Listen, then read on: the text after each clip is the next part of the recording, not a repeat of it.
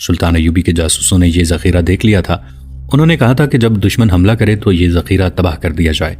اس کے لیے 12 جانباز اور جنونی قسم کے چھاپہ مار منتخب کیے گئے اور انہیں سلطان ایوبی کے سامنے لایا گیا۔ انہوں نے دیکھا اور ایک چھاپہ مار کو دیکھ کر مسکرائے اور بولے، انتانون، تم اس جیش میں آ گئے ہو؟ مجھے اس جیش میں آنا چاہیے تھا۔ انتانون نے کہا، میں نے آپ سے کہا تھا کہ میں اپنے گناہ کا کفارہ ادا کروں گا۔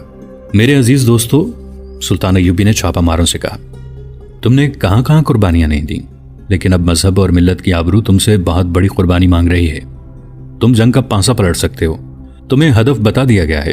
اگر تم نے اسے تباہ کر دیا تو آنے والی نسلیں بھی تمہیں یاد رکھیں گی۔ تم دیکھ رہے ہو کہ اپنی فوج تھوڑی ہے اور دشمن کے 3 لشکر ہیں، ان سے اپنی فوج کو تم بچا سکتے ہو۔ ہم مذہب اور ملت کو مایوس نہیں کریں گے، چھاپہ ماروں کے کمانڈر نے کہا۔ انہیں چند اور ہدایات دے کر رخصت کر دیا گیا۔ اگلی صبح ایک سوار سرپٹ گھوڑا دوڑاتا آیا۔ سلطان ایوبی ابھی اپنے خیمے میں تھے۔ سوار نے اطلاع دی کہ دشمن آ رہا ہے۔ فاصلہ 1 میل رہ گیا تھا، رخ قرون کی طرف تھا۔ اتنے میں ایک اور سوار آ گیا۔ اس نے اطلاع دی کہ دائیں طرف سے بھی دشمن کی فوج آ رہی ہے۔ اس فوج کے رخ سے سلطان ایوبی نے اندازہ لگا لیا کہ وہ کس طرف آ رہی ہے۔ اس پہلو کے متعلق سلطان ایوبی کو پریشانی تھی۔ وہ اب اور زیادہ پریشان ہو گئے۔ ان کے اعصاب پر آزر جاسوس سوار تھا جو نہایت قیمتی راز لے کر چلا گیا تھا۔ انہوں نے اندازہ لگایا کہ یہ جاسوس گزشتہ رات پہنچا ہوگا اور اس کی معلومات پر دشمن نے حملہ کر دیا ہے۔ سلطان ایوبی نے تیاری کا حکم دے دیا۔ ان کے قاصد ادھر ادھر دوڑ پڑے۔ قرون کے درمیان خیمے لگے رہے۔ سپاہی خیموں میں رہے یا ادھر ادھر گھومتے پھرتے رہے تاکہ دشمن یہ سمجھے کہ وہ تیار نہیں، جبکہ چٹانوں پر تیر انداز تیار ہو گئے۔ دشمن کی رفتار تیز تھی۔ اس کے ہراول نے دیکھا کہ خیمے ابھی تک کھڑے ہیں تو ہراول نے اس خیال سے کہ انہوں نے سلطان ایوبی کی فوج کو بے خبری میں آ لیا ہے، پیچھے خبر دی کہ رفتار تیز کر دو۔ سلطان ایوبی ایک بلند چٹان پر چلے گئے جہاں سے سارا منظر اور دائیں بائیں کا میدان بھی نظر آ رہا تھا۔ یہ دیکھ کر وہ حیران رہ گئے کہ گمگشتگین کی فوج سیدھی قرون کی طرف آ رہی ہے۔ سلطان ایوبی کی سپاہیوں نے ہدایات کے مطابق اپنے گھوڑوں پر زینے اس وقت ڈالیں جب دشمن بالکل قریب آ گیا تھا۔ پیادوں نے آگے بڑھ کر چند ایک تیر چلائے۔ ادھر سے للکار سنائی دینے لگی، کچل دو، کسی کو زندہ نہ چھوڑو، صلاح الدین ایوبی کو زندہ پکڑو، سر کاٹ لو۔ سلطان ایوبی کے سوار آگے بڑھے مگر پیچھے کو آ گئے۔ پیادوں اور سواروں نے حملے کی اگلی صف کا مقابلہ کیا اور لڑتے لڑتے پیچھے ہٹتے آئے، حتیٰ کہ تمام حملہ آور دستے قرون کے اندر اسی پھندے میں آ گئے جہاں انہیں سلطان ایوبی لانا چاہتے تھے۔ چٹانوں میں گھرا ہوا یہ میدان 1.5 میل کے لگ بھگ وسیع اور عریض تھا۔ جو ہی دشمن اندر آیا، دونوں طرف کی چٹانوں سے اس پر تیروں کا می برسنے لگا۔ دشمن کے گھوڑے تیر کھا کر بدکتے، منہ زور ہوتے اور اپنے ہی پیادوں کو کچلتے پھرتے تھے۔ دشمن کے کمانڈر سمجھ نہ سکے کہ یہاں خیموں میں جو فوج تھی وہ کہاں غائب ہو گئی ہے۔ انہیں معلوم نہیں تھا کہ آگے چٹانوں میں ایک کٹاؤ ہے جو ایک وادی میں چلا جاتا ہے۔ سلطان صلاح الدین ایوبی کی فوج اس میں لاپتہ ہوتی جا رہی ہے۔ میدان میں خیمے کھڑے تھے جن کی رسیاں رکاوٹ پیدا کر رہی تھیں۔ تھوڑی دیر بعد فیتوں والے آتشی تیر آنے لگے جو خیموں پر چلائے جا رہے تھے۔ انہوں نے خیموں کو آگ لگا دی اور میدان جنگ سے شعلے اٹھنے لگے۔ دشمن کے کمانڈروں کے لیے بڑی مشکل پیدا ہو گئی۔ ان کی جمعیت بکھر گئی تھی، دستے گڑمڑ ہو گئے تھے۔ گھوڑوں کے ہنہنانے کا، زخمیوں کی چیخو پکار کا اور کمانڈروں کے واویلے اور للکار کا اتنا زیادہ شور تھا کہ آوازوں کو الگ الگ کر کے سمجھنا ناممکن تھا۔ کم و بیش 2 گھنٹے دشمن کے سپاہی افراتفری کی کیفیت میں اور ان کے کمانڈر انہیں سنبھالنے کی کوشش میں سلطان ایوبی کے تیر اندازوں سے زخمی اور ہلاک ہوتے رہے۔ وہ بھی آخر مسلمان سپاہی تھے۔ عسکری جذبہ انہیں پسپا نہیں ہونے دے رہا تھا۔ ان میں سے کئی ایک ان چٹانوں پر چڑھنے لگے جہاں سے تیر آ رہے تھے۔ یہ ان کی دلیری کا مظاہرہ تھا، لیکن اوپر سے آئے ہوئے تیر انہیں پتھروں کی طرف لڑکا رہے تھے۔ بہت ہی مشکل سے دشمن کے دستوں کو پیچھے ہٹنے کا حکم دیا گیا۔ انہیں پیچھے ہی ہٹنا تھا۔ انہیں پتہ چلا کہ عقب میں سلطان ایوبی کی فوج کھڑی ہے۔ اعلان ہونے لگے، ہتھیار ڈال دو، تم ہمارے بھائی ہو، ہم تمہیں ہلاک نہیں کریں گے۔ ان اعلانات کے ساتھ ساتھ گھوڑے بڑھتے اور پھیلتے آ رہے تھے۔ گمگشتگین کے گھرے ہوئے سپاہیوں میں اب لڑنے کا دم خم نہیں رہا تھا۔ ان میں سے آدھے مارے گئے یا زخمی ہو گئے تھے۔ جو زندہ تھے ان پر دہشت طاری ہو گئی تھی۔ وہ کچھ اور توقع لے کر آئے تھے۔ انہیں بتایا گیا تھا کہ یہ بڑی سہل فتح ہوگی، مگر ان کے لیے میدان جنگ جہنم بن گیا۔ انہوں نے ہتھیار پھینکنے شروع کر دیے۔ سلطان ایوبی کی یہ چال تو کامیاب رہی، لیکن دوسری طرف دشمن نے ان کے لیے مشکل پیدا کر دی۔ یہ دائیں پہلو کا وہی میدان تھا جس کے متعلق انہیں شروع سے ہی فکر تھی۔ اس طرف سے صحرائی آندھی کی طرح دشمن کی فوج آ رہی تھی۔ ان کے مقابلے میں سلطان ایوبی کے مختصر سے 2 دستے تھے۔ حملہ آوروں کے جھنڈے نظر آنے لگے۔ یہ حلب کی فوج تھی۔ سلطان ایوبی نے حلب کا محاصرہ کر کے اس فوج کے جوہر دیکھے تھے۔ انہیں معلوم تھا کہ یہ فوج گمگشتگین اور سیف الدین کی فوج سے مختلف ہے۔ فنی مہارت اور شجاعت کے لحاظ سے یہ فوج یقیناً برتر تھی۔ سلطان ایوبی نے اپنے آپ کو کبھی خوش فہمیوں میں مبتلا نہیں کیا تھا۔ وہ فوراً جان گئے کہ ان کے یہ دستے اس فوج کو نہیں روک سکیں گے۔ وہ اپنے ریزرو کو ابھی استعمال نہیں کرنا چاہتے تھے۔ انہوں نے دماغ کو حاضر رکھا، اپنے پاس کھڑے سالاروں کو انہوں نے کوئی ہدایت دے کر بھیج دیا۔ انہوں نے ریزرو ٹروپس کے علاوہ منتخب سواروں کا ایک دستہ اپنے ساتھ رکھا ہوا تھا۔ اس طرف والی چٹان پر جو تیر انداز تھے ان کے کمانڈر کو حکم بھیجا کہ قرون سے ہٹ کر منہ پیچھے کر لیں اور اسی پوزیشن سے نئے حملہ آوروں کو نشانہ بنائیں۔ انہوں نے اپنے منتخب سواروں کے کمانڈر کو حکم دیا کہ دستہ میدان میں لاؤ، میں خود کمان کروں گا۔ نہایت تھوڑے وقت میں وہ چٹان سے اترے، ان کا دستہ تیار تھا، وہ بھی میدان میں آ گئے۔ سلطان ایوبی میدان جنگ میں اپنا جھنڈا نہیں لہرایا کرتے تھے تاکہ دشمن کو پتہ نہ چل سکے کہ وہ کہاں ہیں، لیکن اس موقع پر انہوں نے بلند آواز سے کہا، میرا جھنڈا اونچا رکھو۔ قاضی بہاؤالدین شداد اپنی یادداشتوں میں لکھتا ہے، اس مارکے میں اپنا جھنڈا چڑھا کر سلطان صلاح الدین ایوبی اپنے دستوں کو بتانا چاہتے تھے کہ ان کی کمان اور قیادت سلطان خود کر رہے ہیں، اور وہ حلب کے حملہ آوروں کو بھی بتانا چاہتے تھے کہ ان کا مقابلہ سلطان صلاح الدین ایوبی کے ساتھ ہے۔ سلطان ایوبی نے اشارے اور الفاظ مقرر کر رکھے تھے۔ انہوں نے نہایت تیزی سے سواروں کو اس ترتیب میں کر لیا کہ 2 گھوڑے آگے، 4 پیچھے، ان کے پیچھے 6، ان کے پیچھے 8 اور باقی تمام 8 کی ترتیب میں رہے، لیکن انہوں نے ترتیب کہیں کھڑے ہو کر نہیں بنائی بلکہ 3-4 صفوں میں دوڑتے گھوڑ سواروں کو اس ترتیب میں ہونے کا حکم دیا۔ سامنے سے دشمن صف در صف پھیلا ہوا آ رہا تھا۔ قریب جا کر سلطان ایوبی کے سوار اس ترتیب میں ہو گئے۔ تصادم اس طرح ہوا کہ یہ گھوڑ سوار ایک کیل کی طرح دشمن کے لشکر میں داخل ہوئے۔ سلطان ایوبی اس ترتیب کے درمیان میں تھے۔ دشمن کے گھوڑ سوار دائیں بائیں سے آگے نکل گئے۔ راستے میں جو آیا اسے برچھیوں سے مجروح کرتے گئے۔ دشمن کے سواروں کے پیچھے پیادہ دستے تھے۔ سلطان ایوبی نے دور آگے جا کر سواروں کو پیچھے موڑا اور فوراً صفوں کی ترتیب میں لا کر پوری رفتار سے پیادہ دستوں پر حملہ کر دیا۔ پیادوں نے مقابلہ تو بہت کیا، لیکن گھوڑے اور سوار انہیں رونتے اور کاٹتے آگے نکل گئے۔ سلطان ایوبی کے پیادہ دستے سامنے تھے۔ انہوں نے دشمن کے سواروں کا مقابلہ کیا۔ عقب سے سلطان ایوبی نے ہلہ بول دیا۔ قریبی چٹانوں سے تیر اندازوں نے تیر برسانے شروع کر دیے، لیکن حلب کی فوج کا حوصلہ نہ ٹوٹا۔ سلطان ایوبی نے اپنی کمان نہ بکھرنے دی۔ مارکا بڑا ہی خونریز تھا اور بڑا ہی شدید۔ تمام مورخین لکھتے ہیں کہ اگر سلطان ایوبی اس مارکے کی کمان خود نہ لیتے تو ان کا سارا پلان اس پہلو سے تباہ ہو جاتا۔ قاضی بہاؤالدین شداد نے مورخین سے کچھ اختلاف کیا ہے۔ ان کی یادداشتوں سے ظاہر ہوتا ہے کہ حملہ آور فوج حلب کی نہیں موصل کی تھی اور اس کی کمان سالار مظفر الدین بن زین الدین کر رہا تھا، اور یہ کمان اتنی دانش مندانہ تھی کہ مظفر الدین نے سلطان ایوبی کے اس پہلو کو اکھاڑ پھینکا تھا۔ قیادت کی دانش مندی کی وجہ یہ بیان کی گئی ہے کہ مظفر الدین سلطان ایوبی کے ساتھ سالار رہ چکا تھا اور اس نے یہ فن سلطان ایوبی سے ہی سیکھا تھا۔ نفری زیادہ ہونے کے علاوہ مظفر الدین کو یہ فائدہ بھی حاصل تھا کہ وہ سلطان ایوبی کی چالوں کو اچھی طرح سمجھتا تھا۔ سلطان ایوبی نے قاصدوں کو اپنے ساتھ رکھا اور ان کے ذریعے چھوٹے سے چھوٹے جیش کے ساتھ بھی رابطہ قائم رکھا۔ انہوں نے ایسی چال چلی کہ دشمن کو اس چٹان کے قریب لے گئے جس پر تیر انداز تیار تھے۔ انہوں نے بہت کام کیا۔ سلطان ایوبی نے اپنی نفری میں اتنی کمی محسوس کی کہ اسے ابتدائی پلان بدلنا پڑا۔ انہوں نے ریزرو ٹروپس کو بھی بلانے کا فیصلہ کر لیا، لیکن عین اس وقت ایک قاصد نے بتایا کہ ایک طرف سے اپنے 400-500 سوار آ رہے ہیں۔ سلطان ایوبی نے غصے سے پوچھا کہ وہ کون سا دستہ ہے اور کیوں آیا ہے۔ وہ میدان جنگ میں ڈسپلن کے زیادہ پابند ہو جاتے تھے، حالانکہ انہیں اس میدان میں کمک کی شدید ضرورت تھی، لیکن ان کی اجازت اور ہدایت کے بغیر کسی کی حرکت انہیں پسند نہ آئی۔ انہوں نے قاصد کو دوڑایا کہ خبر لائے کہ یہ سوار کون ہیں۔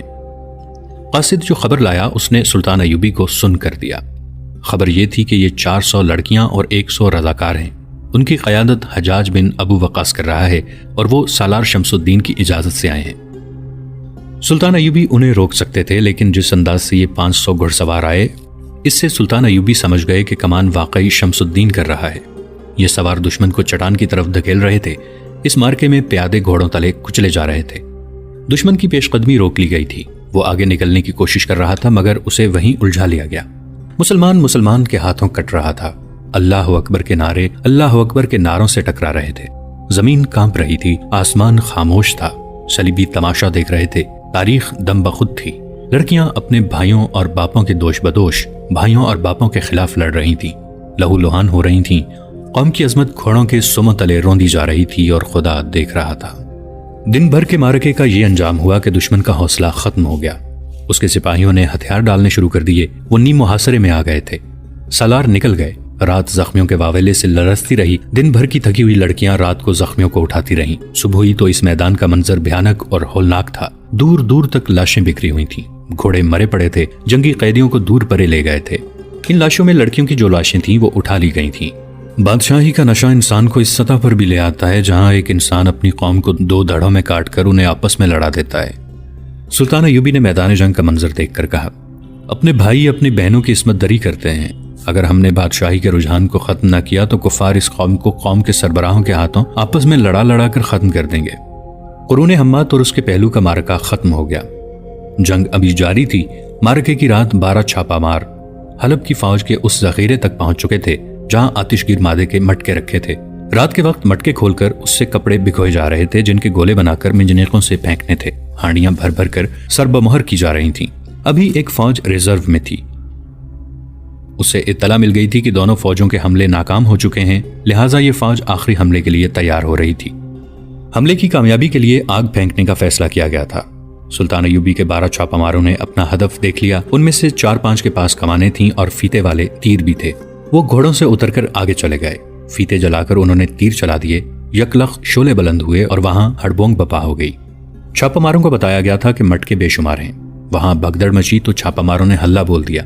शोलों से वहां बहुत रोशनी हो गई थी। छापामारों को महफूज मटके भी नजर आ गए। उन्होंने अपनी बर्छियों के साथ हथौड़ियों की तरह लोहे के टुकड़े बांध रखे थे। दौड़ते घोड़ों से उन्होंने मटके तोड़ने शुरू कर दिए। उनमें से एक ने आग लगाने का इंतजाम कर दिया। दुश्मन ने उन्हें घेरे में लेने की कोशिश की। ये एक खूनरेज मार्का था। 12 जांबाज सैकड़ों के नरगे में लड़ रहे थे। शोले हर तरफ फैल गए थे। सारे कैंप पर दहशत तारी हो गई थी। घोड़े और ऊंट रस्सियां तोड़वाकर भागने लगे। जहां सुल्तान अय्यूबी की फौज थी वहां एक चट्टान पर खड़े किसी आदमी ने चिल्लाकर कहा, आसमान जल रहा है, खुदा का कहर नाजिल हो रहा है। सुल्तान अय्यूबी को इत्तला मिली तो वो दौड़ते हुए एक चट्टान पर जा चढ़े। उन्हें दुश्मन के कैंप की तरफ आसमान सुर्ख होता नजर आया। उनके मुंह से बेसाख्ता निकला, आफरीन आफरीन, अल्लाह तुम्हें सिला देगा। मूसल की फौज फौरी तौर पर जवाबी हमले के काबिल न रही। सुल्तान अय्यूबी के छापामार सरगर्म हो गए। उन्होंने 3 रातें गुमगश्तगीन, सैफुद्दीन और अलमुल्कुल सालेह के कैंपों में इतनी तबाही मचाई कि उनके मरकज भी हिल गए। आखिर उन्होंने किसी और तरफ से हमले का फैसला करके कूच का हुक्म दिया। तब उन्हें पता चला कि उनके अक़ब में सुल्तान अय्यूबी की फौज आ चुकी है। यहाँ सुल्तान अय्यूबी ने अपनी मखसूस चालों से दुश्मन को बेहाल कर दिया। वो मारते भी नहीं थे, छोड़ते भी नहीं थे। ये जंग जरब लगाओ और भागो के उसूल पर लड़ी जा रही थी। दुश्मन की फौज बिखरती जा रही थी और उनके सिपाही बिखर बिखर कर हथियार डालते जा रहे थे। यही सुल्तान अय्यूबी का मकसद था। 19 रमजानुल मुबारक बमुताबिक 12 अप्रैल 1175 ईस्वी की सुबह सहरी से फारिग होते ही सुल्तान अय्यूबी ने अपने प्लान की आखिरी कड़ी पर अमल किया, जिसकी हिदायत वो एक रोज पहले जारी कर चुके थे। उन्होंने खुला हमला कर दिया। कोई काबिल जिक्र मुजाहिमत न हुई। सुल्तान अय्यूबी वहां तक जा पहुंचे जहां गुमगश्तगीन और सैफुद्दीन की खैमागाहें थीं, मगर वो दोनों गायब थे। वो ऐसी बुजदिली से भागे थे कि अपनी जाती खैमागाहें, जिनसे जंगल में मंगल बना हुआ था, जो की तू छोड़ गए। हरम की लड़कियां, नाचने गाने वालियां और उनके साजिंदे वहीं थे। सुल्तान अय्यूबी की फौज गई तो लड़कियां खौफ से इधर उधर भागने लगीं। उन्हें पकड़कर सुल्तान अय्यूबी के सामने ले जाया गया। उन्होंने उन तमाम को रिहा करके दमिश्क भेजने का इंतजाम कर दिया। दिलचस्प खैमागाह वाली मूसल सैफुद्दीन की थी। वहां लड़कियों के अलावा खुशनुमा पिंजरे भी थे जिनमें रंग बिरंगे परिंदे बंद थे। उस रात सुल्तान अय्यूबी के सामने एक और लड़की लाई गई जो दुश्मन के उस कैंप में लाशों को पहुंचाती फिर रही थी, जिस पर सुल्तान अय्यूबी के छापामारों ने शबखून मारा और आतिशगीर मादे के मटके तबाह किए थे। सुल्तान अय्यूबी ने उसे पहचान लिया और कहा, तुम मेरे एक जासूस अंतानून के साथ हरन से आई थी? जी हाँ, उसने कहा। मेरा नाम फातिमा है। मैं लड़कियों की फौज के साथ दमिश्क से आई हूँ। वो जख्मी भी थे। कहने लगी, मुझे मालूम हो गया है कि अंतानून यहाँ शबखून मारने आया था। उसकी लाश ढूंढ रही हूँ। ना ढूंढो, सुल्तान अय्यूबी ने कहा। वो भी कहता था कि छापामारों की लाशें नहीं मिला करती। फातिमा ने उदास लहजे में कहा, उसने मुझे कहा था कि आओ एक दूसरे को फर्ज पर कुर्बान कर दें। मुझे खुशी है कि उसने गुनाह का कफ़ारा अदा कर दिया है। मेरा फर्ज अभी बाकी है। मैं गुमगश्तगीन को कत्ल करने आई थी। इस लड़की की जज्बाती हालत देखकर कोई भी आंसू ना रोक सका। सुल्तान अय्यूबी ने कहा, दमिश्क से जो लड़कियां आई हैं उन सबको वापस भेज दो। उन्होंने दुश्मन को शिकस्त देने में मेरी बहुत मदद की है। उस वक्त मैं ही जानता हूं कि मुझे मदद की कितनी जरूरत थी। ये लड़कियां जैसे गैब से आई थीं, लेकिन मैं उन्हें अपने साथ नहीं रख सकता। लड़कियों के एहतजाज और गुस्से के बावजूद उन्हें दमिश्क भेज दिया गया। सुल्तान अय्यूबी अब कहीं रुकना नहीं चाहते थे। उन्होंने दुश्मन को जो शिकस्त फाश दी थी उससे वो पूरा फायदा उठाना चाहते थे। उन्होंने हुक्म दे दिया था कि तमाम फौज को हलब की समत कूच के लिए तैयार किया जाए। अपने सालारों को वो अगले प्लान के मुतालिक बता रहे थे। एक घुड़सवार घोड़ा दौड़ाता आ रहा था।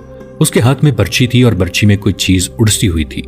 وہ قریب آیا تو سلطان ایوبی کے باڈی گارڈوں نے اسے روک لیا۔ سلطان ایوبی نے دیکھا کہ سوار نے کسی انسان کا سر برچھی میں اڑسا ہوا تھا۔ سلطان ایوبی نے اسے آگے آنے کی اجازت دے دی۔ وہ آذر بن عباس تھا، وہی جاسوس جو دمشق جاتے ہوئے محافظوں کی حراست سے بھاگ گیا تھا۔ اس نے گھوڑے سے اتر کر برچھی سے سر اتارا اور سلطان ایوبی کے قدموں میں پھینک کر کہا، میں آپ کا مفرور قیدی ہوں، میں نے کہا تھا کہ مجھے بخش دیں، میں گناہوں کا کفارہ ادا کر دوں گا۔ آپ نے میری عرض نہ مانی، میں نے راستے میں سوچا کہ مجھے جاسوس باپ نے بنایا اور میرے دل میں دولت کا لالچ پیدا کیا ہے، میں صرف اس کام کے لیے بھاگا تھا۔ میں حلب گیا، اپنے باپ کو قتل کیا اور اس کا سر کاٹ کر لے آیا ہوں۔ اگر اس سے میرے گناہوں کا کفارہ ادا نہیں ہوتا تو پھر مجھے قید کر لیں اور اسی طرح میرا سر کاٹ کر پھینک دیں۔ سلطان ایوبی نے اسے حسن بن عبداللہ کے حوالے کر دیا اور کہا، اسے اگر قابل اعتماد سمجھا جا سکتا ہے تو اس کے متعلق کوئی فیصلہ کیا جائے۔ اس نے میرے ایک سوال کا جواب دے دیا ہے۔ میں آج تک سوچتا رہا ہوں کہ دشمن کا جاسوس پوری معلومات لے گیا تھا، پھر بھی دشمن میرے پھندے میں آ گیا۔ اب معلوم ہوا ہے کہ یہ خبر دینے کے لیے نہیں بلکہ اپنے باپ کو قتل کرنے گیا تھا۔ اس سے اگلے دن سلطان ایوبی خیمے میں سوئے ہوئے تھے۔ باہر بہت سے آدمیوں کی باتوں سے ان کی آنکھ کھل گئی۔ باہر کوئی جھگڑا ہو رہا تھا۔ سلطان ایوبی نے دربان کو اندر بلا کر پوچھا کہ باہر کیا ہو رہا ہے۔ دربان نے بتایا کہ 9 آدمی آپ کے محافظ دستے کی وردیاں پہنے اور آپ کا جھنڈا اٹھائے آئے ہیں، کہتے ہیں وہ دمشق سے آئے ہیں، یہ رضاکارانہ آپ کے محافظ دستے میں شامل ہونا چاہتے ہیں۔ انہیں روکا ہے تو کہتے ہیں کہ وہ اتنی دور سے عقیدت اور جذبے سے آئے ہیں، وہ آپ سے ملنا چاہتے ہیں۔ یہ شیخ سنان اور گمگشتگین کے بھیجے ہوئے فدائی قاتل حشیشین تھے۔ ان کی چال کامیاب ہو گئی۔ سلطان ایوبی نے دربان سے کہہ دیا کہ انہیں اندر بھیج دو۔ ان سے برچیاں باہر رکھوا لی گئیں۔ وہ خیمے میں گئے اور فوراً ہی انہوں نے خنجر اور تلواریں نکال لیں۔ سلطان ایوبی کے 2 محافظ بھی ان کے ساتھ اندر آ گئے۔ ایک فدائی نے سلطان ایوبی پر حملہ کیا۔ سلطان نے پھرتی سے حملہ روک لیا اور اپنی تلوار اٹھا لی۔ پہلے ہی وار سے انہوں نے حملہ آور کا پیٹ چاک کر دیا۔ خیمے میں جگہ تھوڑی تھی۔ دوسرے فدائیوں نے بھی سلطان ایوبی پر حملے کیے۔ دونوں محافظوں نے جم کر مقابلہ کیا۔ باہر سے دوسرے محافظ بھی آ گئے۔ خیمے کے اندر تلواریں اور خنجر ٹکرانے لگے۔ باڈی گارڈوں نے قاتلوں کو اپنے ساتھ الجھا لیا۔ وہ خیمے سے باہر آ گئے۔ سلطان ایوبی کی لمبی تلوار نے کسی کو قریب نہ آنے دیا۔ فدائیوں میں سے 5-6 مارے گئے، باقی بھاگنے لگے۔ انہیں زندہ پکڑ لیا گیا۔ خیمے کے اندر سے ایک فدائی نکلا، اس کے کپڑے خون سے لال ہو گئے تھے۔ سلطان ایوبی کی ادھر پیٹ تھی۔ زخمی فدائی نے پیچھے سے سلطان پر حملہ کیا۔ ایک باڈی گارڈ نے بروقت دیکھ لیا۔ وہ چلایا، سلطان نیچے، اور حملہ آور کی طرف دوڑا۔ سلطان ایوبی فوراً بیٹھ گئے۔ قاتل کی تلوار ہوا کو کاٹتی سلطان کے اوپر سے گزر گئی۔ باڈی گارڈ نے فدائی کے پہلو میں برچھی اتار دی۔ وہ تو پہلے ہی زخموں سے مر رہا تھا، وہ گرا اور مر گیا۔ سلطان ایوبی اس حملے سے بھی بال بال بچ گئے۔ بعض یورپی مورخوں نے لکھا ہے کہ سلطان ایوبی پر یہ قاتلانہ حملہ کرنے والے ان کے اپنے باڈی گارڈ تھے جو ایک عرصے سے ان کے ساتھ تھے، لیکن اس دور کے وقائے نگاروں کی تحریروں سے شکوک رفع ہو جاتے ہیں۔ بہاؤالدین شداد نے اور ایک مصری وقائے نگار محمد فرید ابو حدید نے لکھا ہے کہ یہ شیخ سنان کے بھیجے ہوئے 9 فدائی تھے جو حلف اٹھا کر آئے تھے کہ سلطان ایوبی کو قتل کریں گے ورنہ زندہ نہیں لوٹیں گے۔ وہ سلطان ایوبی کو تو قتل نہ کر سکے، البتہ ان میں سے زندہ کوئی بھی نہ لوٹا۔ جو زندہ رہے انہیں سزائے موت دے دی گئی۔ دوستو